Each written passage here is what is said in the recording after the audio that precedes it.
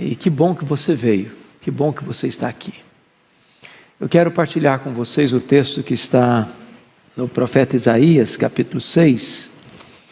É um texto muito conhecido de todos nós, se não a maioria de nós.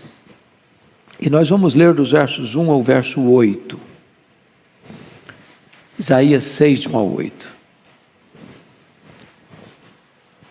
Esse texto diz o seguinte: no ano da morte do rei Uzias, eu vi o Senhor assentado sobre um alto e sublime trono, e as abas de suas vestes enchiam o templo.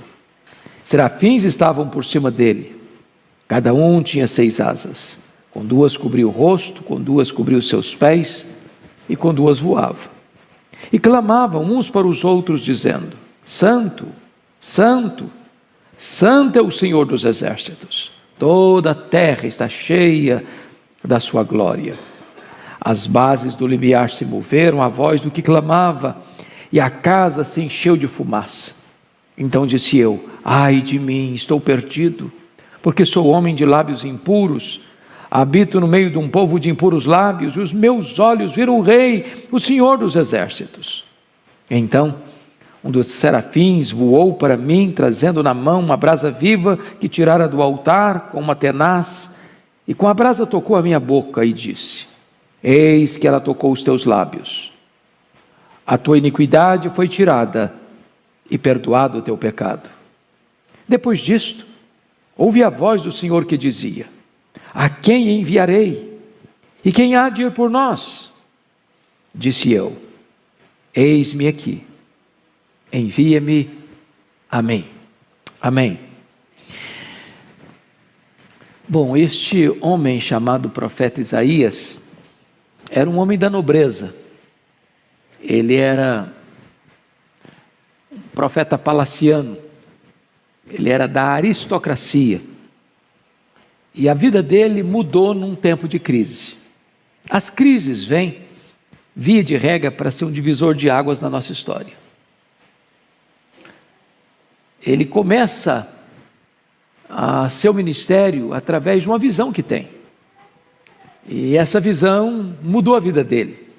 Nessa visão, ele recebe o chamado, e era um tempo difícil, de muita crise, e eu gostaria de brevemente situar este homem no seu tempo, no seu espaço, para nós tirarmos daqui algumas lições.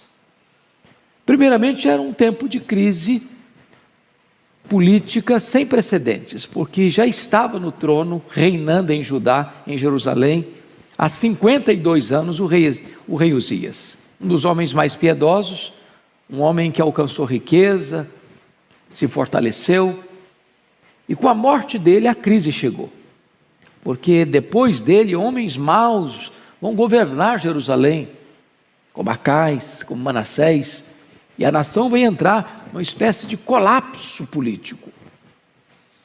Se não bastasse essa crise política, Deus levanta para disciplinar o seu povo Rezim, rei da Síria, Peca, rei de Israel, para guerrear contra o reino do sul. E esse reino do sul, vivendo acossado, encurralado, corre atrás da Síria, que era a grande potência da época, para buscar ajuda. E para receber essa ajuda tiveram que pagar pesados tributos. E então o povo começou a trabalhar à meia para pagar tantos impostos, tantos tributos. De repente esta Síria, onde foram buscar ajuda, começa a se voltar contra o reino de Judá, e agora Judá corre atrás do Egito para se livrar da Síria, tendo que pagar mais tributos, mais impostos, e o povo começou a ficar sobrecarregado.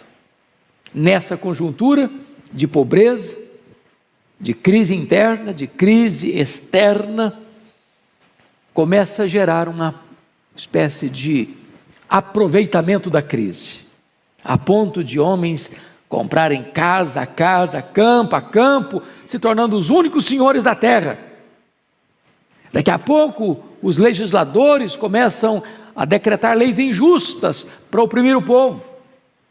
Isso vai desembocar numa grande crise moral. a ponto do povo inverter valores, chamando luz de trevas, trevas de luz, doce de amargo, amargo de doce. A coisa estava de ponta cabeça, às avessas. Se isso for levado para o campo espiritual, era pior ainda. Ele começa a profecia dele dizendo que o povo de Deus, Judá, era pior do que os animais irracionais, porque o boi conhece o seu dono, o jumento conhece a pessoa que lida com ele na manjedoura, mas Judá não conhecia Deus, o seu Deus. Então é uma época de crise, e agora, mais do que isso, uma época de luto nacional, uma época em que Judá tinha perdido o seu grande monarca, o rei Uzias. E nessa crise é que a Bíblia diz que Isaías vai ao templo. E ao chegar no templo, ele tem uma grande visão. Irmãos, não há nada místico no templo, mas é muito importante quando alguém passando uma crise, em vez de se voltar contra Deus, virar as costas para Deus, ou se insurgir contra Deus, ou ficar amargo com Deus, ou até mesmo descrer da realidade de Deus, nesta hora você entrar na casa de Deus. Foi o que aconteceu com Asaf. Ele estava numa grande crise existencial, e ele estava invejando os ímpios, a prosperidade dos ímpios. Ele chegou a pensar que não valia a pena ser crente, que não valia a pena ser piedoso, lavar as mãos na inocência, até que ele entrou na casa de Deus. O nevoeiro saiu, a luz chegou, o entendimento veio, a compreensão tornou-se mais lúcida, e ele então compreendeu que ele sim era um homem muito privilegiado.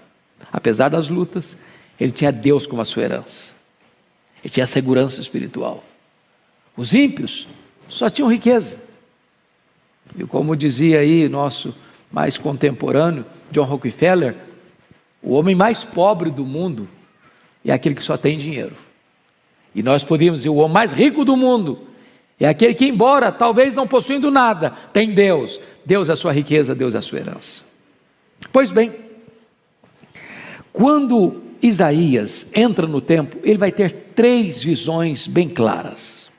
Primeiro, ele olhou para cima. E ao olhar para cima, ele vai descobrir algumas coisas muito importantes. Primeiro, ele vê Deus assentado num alto e sublime trono.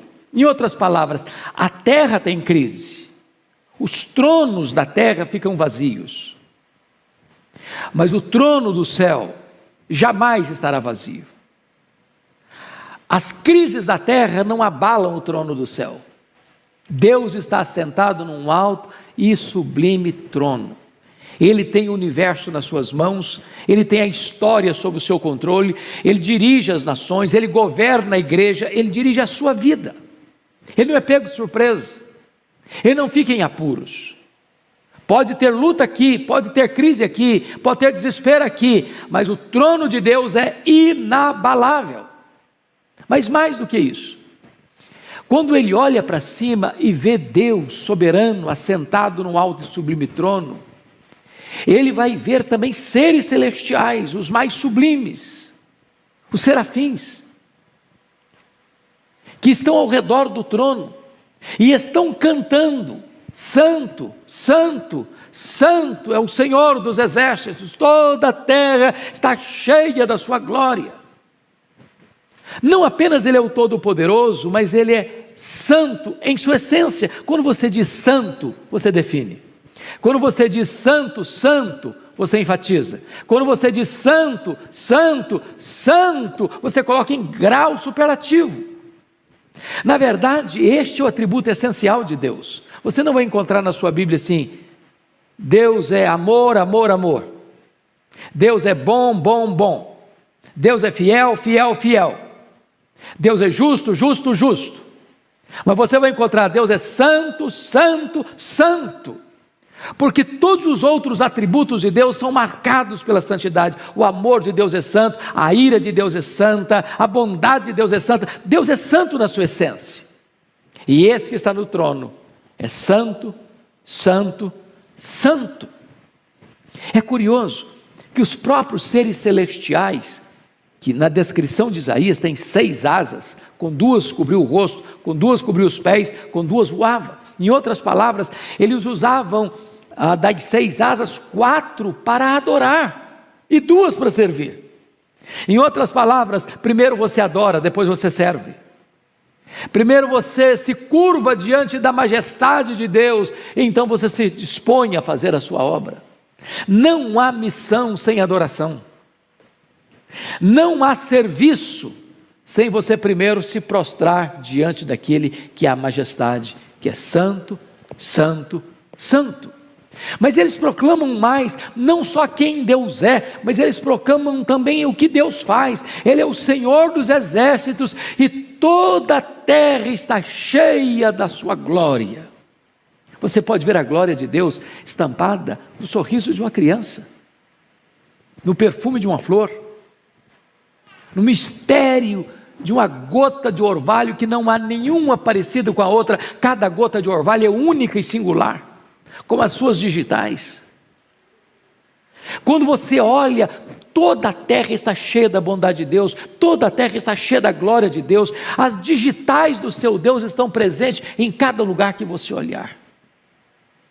E a primeira coisa para resolver as nossas crises interiores, meus amados, é saber quem Deus é, e saber que Ele está no trono, e saber que o seu trono nunca vai ser abalado, e saber que Ele está no controle de tudo, e saber que Ele jamais perdeu as rédeas da história, saber que Ele reina, e que a nossa vida está nas mãos dEle.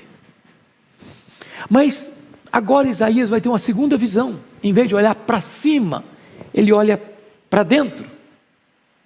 E quando ele olha para dentro, ele solta um ai de angústia, de dor. É o mesmo ai de uma mãe que chora pelo luto de um filho único. Ai de mim, estou perdido, porque eu sou um homem de lábios impuros e habito no meio de um povo de impuros lábios. Os meus olhos viram o Senhor dos exércitos. Até então Isaías estava distribuindo ais para muitas pessoas, para os avarentos, para os beberrões, para os iníquos, para os moralmente depravados, para os arrogantes, para os farristas. Até então ele está olhando o erro de um, o pecado do outro, a iniquidade do outro, e ele está olhando o cenário à sua volta, está tudo maculado, manchado, corrompido. Mas quando ele vê Deus na sua santidade, na sua glória, ele não consegue olhar mais senão para dentro dele mesmo e dizer: ai de mim, Senhor, ai de mim, Senhor. Eu estava fazendo uma mentoria hoje, o curso de pregação de manhã e à tarde, e uma pergunta foi feita: como é que eu posso olhar para dentro de mim mesmo, se não é um perigo olhar para dentro de você mesmo e cultivar uma espécie de soberba, de arrogância, de altivez? A minha resposta foi o seguinte: bom, é impossível alguém conhecer a Deus e ser arrogante. Quem pode ficar de nariz empinado na presença daquele que é o todo-poderoso Deus e é santo, santo, santo? Quem pode ficar de peito estufado igual um pavão diante de Deus? Se os mais sublimes seres celestiais na presença dele cobrem o rosto, cobrem os pés. Quando você está na presença de Deus, a sensação que você tem é a de Jó: Senhor, eu te conhecia só de ouvir, mas agora os meus olhos te veem, e por isso eu me abomino no pó e na cinza. Quando você contempla quem é Deus, a sensação que você tem é a sensação de Pedro: afasta-te de mim, Senhor, eu sou um pecador. Quando você contempla a glória de Deus, a sensação que você tem é a sensação de Paulo: miserável homem que eu sou, quem me livrará do corpo desta morte, ou da morte deste corpo? A sensação que você tem é a sensação de Isaías: ai de mim, Senhor, ai de mim. Não tem como ficar de nariz empinado, não tem como. Agora, é curioso que Isaías ao reconhecer o seu pecado, ele destaca o pecado da língua. Ele podia dizer outras coisas, mas diz: ai de mim, porque eu sou um de lábios impuros. E talvez, meus irmãos, um dos pecados mais complicados da nossa vida é exatamente o pecado da língua. É por isso que Tiago diz que se você domina a sua língua, você é um perfeito varão. Aliás, Tiago diz que o homem, com a sua capacidade, com o seu engenho intelectual, ele é capaz de domar feras, domar tudo. Doma leão, doma urso, doma as feras do campo. Mas a fera mais peçonhenta e mais perigosa do mundo é aquela fera que se esconde na toca atrás dos dentes. O homem não consegue domar. Às vezes dos nossos lábios emanam palavras chulas, sujas, vergonhosas, desastrosas, maledicentes, cheias de veneno. E talvez Isaías não tivesse percepção, noção de quão pecador ele era, até que viu a Deus na sua glória. Ai de mim! E a primeira coisa que eu chamo a atenção dos meus irmãos é que a consciência de pecado precisa nos levar a esse sentimento de tristeza, de dor, de angústia, como uma mãe que chora pela ausência do filho único. Ai de mim, eu estou perdido. Mas note vocês outra coisa maravilhosa nesta visão de Isaías, é que se ficasse apenas na visão da consciência do pecado, isso poderia levá-lo para um poço de culpa e de angústia. Talvez, como alguns hoje usam o termo, levar Isaías ao desespero do remorso, que leva, inclusive, ao suicídio. Mas louvado seja Deus, ao ter percepção do seu pecado, está registrado que um dos serafins voam para ele, arranca lá do altar, que está em chamas, queimando o sacrifício, e tira uma brasa. E vai lá em Isaías, toca a sua boca, purifica os seus lábios, e proclama para ele: eis que os teus lábios, que a tua boca foi tocada, os teus lábios foram purificados, os teus pecados foram perdoados, está limpo, está purificado, não tem mais culpa, não tem mais pesar, não tem mais dor, não tem mais lamento, não tem mais ai. Isso é maravilhoso, porque tantas vezes nós também gememos debaixo da canga do pecado, do chicote da culpa, do tormento das nossas iniquidades, que são tantas. Precisamos do perdão, precisamos da cura, precisamos da restauração, precisamos que a nossa consciência seja liberta desse azorrague impiedoso da culpa que nos fustiga. Como é precioso você receber o perdão. Como é precioso você tirar esse fardo das suas costas. Como é precioso você saber que o sangue de Jesus nos purifica de todo o pecado. Como é precioso você saber que quando você tem convicção de pecado e chega ao sincero arrependimento e à confissão, há imediatamente perdão e restauração, e tudo se faz novo. Mas agora, depois que ele tem esta visão de cima e de dentro, agora ele tem uma visão para fora, do clamor de Deus e da necessidade do mundo. E se Deus é santo, santo, santo, se Deus é o Pai, é o Filho, é o Espírito Santo, a pergunta vem no plural: a quem enviaremos? Quem há de ir por nós? E nesse momento Isaías, cônscio da soberania de Deus, cônscio do perdão dos seus pecados, não se faz de surdo, não se faz de desentendido, ele se apresenta e diz: eis-me aqui, envia-me a mim. Note uma coisa, não há chamado sem perdão.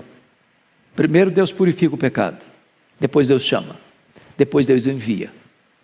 Primeiro Deus trata conosco, primeiro Deus lida com o nosso coração, depois então Deus nos desafia a abraçarmos a sua obra. E hoje, num culto que nós chamamos de a grande comissão, é muito importante você entender que todo aquele que foi chamado é também um enviado. Todo aquele que foi reconciliado com Deus por intermédio de Jesus Cristo, agora é um ministro da reconciliação. Você não precisa ter um chamado místico, você precisa ouvir uma voz e obedecê-la. E eu quero desafiar você, meu irmão, a se colocar nas mãos de Deus, porque a necessidade existe, lá dentro da sua casa, lá na sua família, lá na sua parentela, lá no seu bairro, lá na sua empresa, lá no seu trabalho, lá na sua escola, lá onde você for, a necessidade está aí. A quem enviarei? Quem há de ir por nós? É você. É você. Não importa se você é jovem, não importa se você já é de idade avançada, o chamado é para você. E eu queria concluir só contando para vocês um fato da minha vida. Eu nasci já num lar cristão, e a minha mãe, na época que ela estava no estado adiantado da gravidez me esperando, o médico recomendou para ela: ou você sacrifica o bebê, tira o bebê, ou você morre. Não tem uma terceira via. Ou poupa a mãe, ou então a criança morre junto com a mãe. E a minha mãe tomou a decisão de não me sacrificar, mas de fazer um voto para Deus, dizer: Deus, se tu poupares a minha vida, eu consagro este filho para ti, para ser um pastor, um pregador da tua palavra. Deus ouviu a minha mãe, e eu nasci. E ela nunca me contou essa história. Ela era analfabeta, ela nunca assentou-se num banco de escola, mas era uma mulher sábia. Ela entendia que se ela me contasse isso, eu seria induzido a ser pastor e não chamado para ser pastor. E a minha conversão, embora tenha nascido dentro de um lar cristão, aconteceu na minha adolescência. E foi muito curioso, foi num domingo. E eu ia para a igreja, eu nunca deixei de frequentar a igreja, de ir para a igreja, mas meu coração não estava na igreja. Meu coração não estava na palavra, meu coração não estava em Jesus. Eu morava numa região rural, e na hora da escola bíblica dominical, a meninada da rua passava para ir para o campo jogar bola, e o meu coração ia com eles. Eu tinha vontade de estar lá, se meu pai não me proibisse, eu ia para lá. E um dia, depois do culto da manhã, eu vou para uma casa de um amigo e estou escutando música e dançando sozinho. Naquela época que pulava rock and roll, estou lá. Quando de repente, sem que ninguém falasse comigo, sem que escutasse uma voz celestial, sem que acontecesse nada místico, eu escutei uma voz: você está fora do seu lugar, isso aqui não dá prazer não, isso aqui não faz sentido não. Só Jesus pode preencher o vazio do seu coração. Naquele momento fui tomado de uma certeza da salvação, da vida eterna, uma alegria inundou minha vida, meu coração foi transformado radicalmente. Procurei os irmãos, eu estudava na cidade do interior, fiz a minha pública profissão de fé e já era batizado de criança, sozinho, não tive ninguém para me acompanhar na minha cerimônia de ser recebido. Depois, com 18 anos, fui eleito diácono. E eu, com fome da palavra, li a Bíblia com voracidade. Domingo à tarde, saía sozinho para os bairros, para os morros, batendo de porta em porta, falando de Jesus. Até o dia que me deu uma vontade imensa de falar, de pregar. E meu pai era presbítero da igreja lá, da roça do interior. Falei com ele, será que eles não deixam eu pregar não? Meu pai ficou muito espantado com meu pedido. Falou, eu vou conversar com os outros presbíteros, se eles deixarem.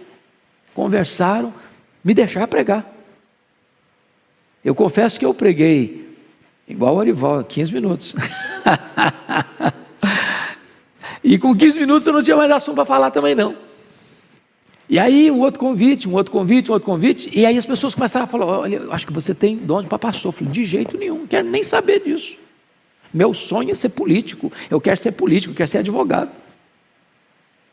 Até o dia que eu estou conversando com um presbítero da igreja, muito querido, e eu disse assim para ele, falei, olha, eu na verdade, eu quero realizar meus sonhos. Eu quero ser um político de projeção, quero ser um advogado de projeção. Agora, quando eu terminar meus sonhos, e já no final da minha vida, eu quero ir para um seminário. Aí eu quero me preparar para os últimos dias da minha vida, eu pregar a palavra de Deus. Esse homem botou o dedo no meu nariz, com muita coragem e com muita autoridade, disse, você está querendo dar as sobras, o resto para Deus. Deus não é Deus de sobra e nem de resto. Deus quer você hoje, Deus quer você agora, com a sua juventude.